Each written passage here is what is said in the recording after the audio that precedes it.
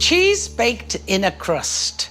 Very simple, straightforward, and who doesn't like oozing cheese out of a crispy crust?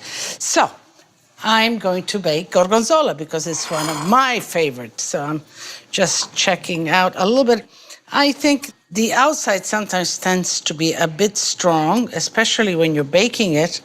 It gets more pronounced, so let me just cut that off. Okay. I want to soften it up just a little bit so I can kind of shape it. Okay, and it's best if you leave the cheese just a little bit out so you can work it just like that. Okay, so it's getting nice and softer just so you can work it into little balls. So let me just make the one, make them all about the same size. I love Gorgonzola cheese. I like the sweet Gorgonzola. I don't like the very sharp. But you know, Gorgonzola, of course, has the mold in it. And mold is live. And so the longer the cheese stays in the refrigerator, the mold activated and grows and multiplies. And the cheese gets, if you will, smellier and more mature and more piquant. So if you don't want your cheese to grow that fast when you have a cheese that has especially mold, wrap it tight in a plastic wrap and keep it in the refrigerator so there's no oxygen access and the mold grows slower that way. So the next step is, short of making your own puff pastry, which is a bit involved, you can buy this great puff pastry now, and it's so easy to handle. And you don't want to stretch it or anything. It is perfect as it is. We'll cut it in 9 equal pieces, just like that. Okay. And then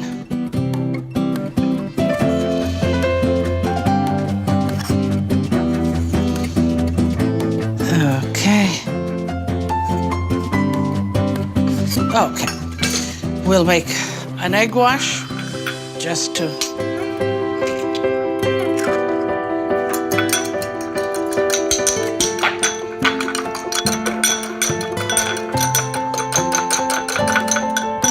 and I think we're ready to go.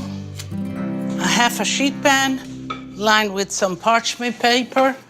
It's easy, you don't have to butter or oil anything, and it doesn't get dirty. You could just throw the parchment paper away. So you just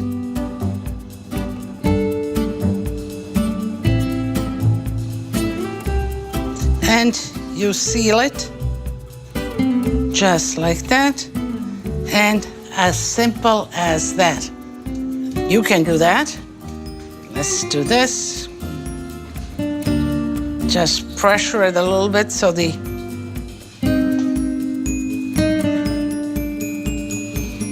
okay.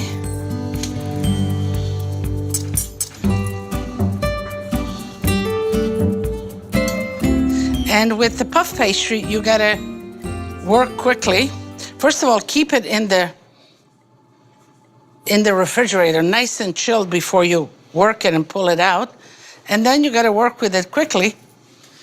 Just press the cheese down into position, and then you just crimp it like that on the side. Crimp it like that, and it is done. Let's just brush it a little bit so we have that shiny finish to it.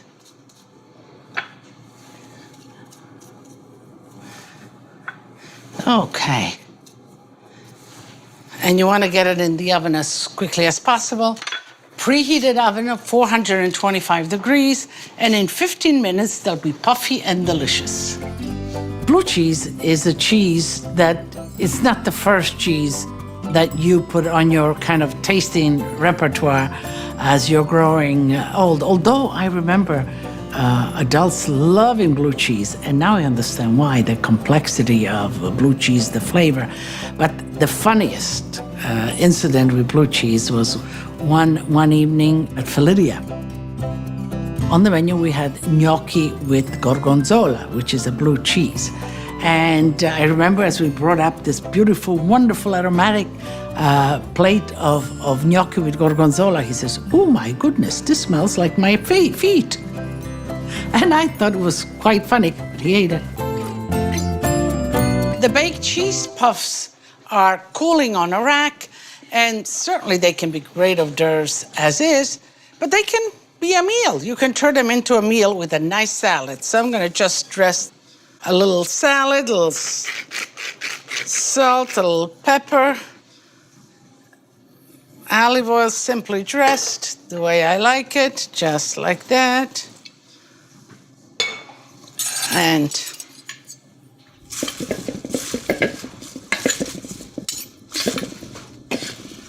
okay, so my little plate is right here.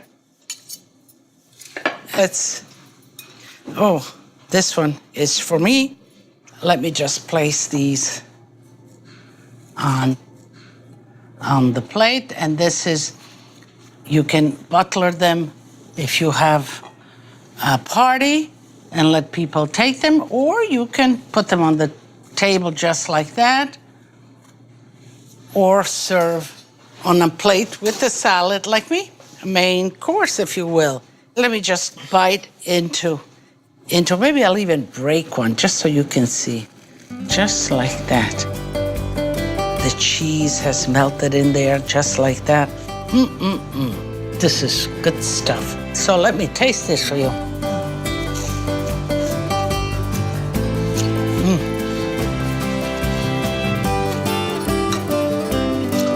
With the wash down of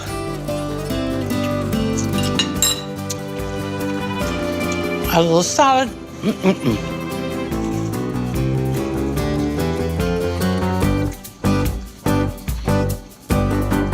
Really good.